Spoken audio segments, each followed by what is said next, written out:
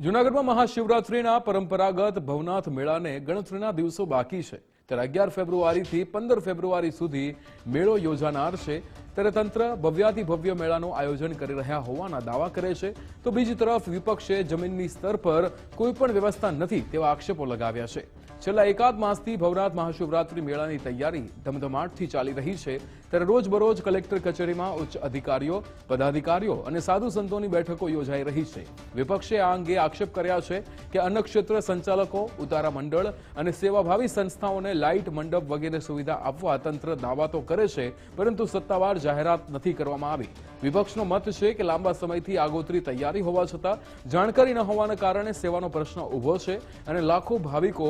વીટમાળામાં મુકાઈ રહ્યા છે બીજી તરફ મનપાના મેયરે દાવો કર્યો છે કે વધુ સુવિધાઓ આપવામાં આવી રહી છે અને તમામ તૈયારી પૂર્ણ છે પરંતુ મેળાની શરૂઆતે જ હકીકત સામે આવી ગઈ છે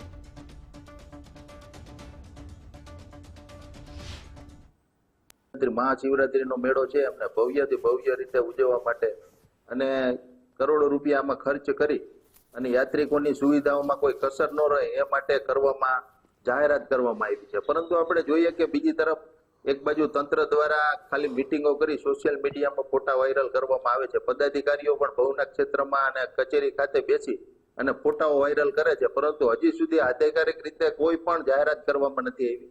કે અન્નક્ષેત્રથી માંડીને આપણે જોઈએ કે અન્નક્ષેત્ર ઉતારા મંડળ અને તમામ સાધુ સંતો યાત્રિકો માટે શું શું સુવિધાઓ કરવાની છે એની હજી કોઈ પણ જાહેરાત એની હિસાબે આપણે જોઈએ કે ઉતારા મંડળ વાળા અન્નક્ષેત્ર વાળાઓને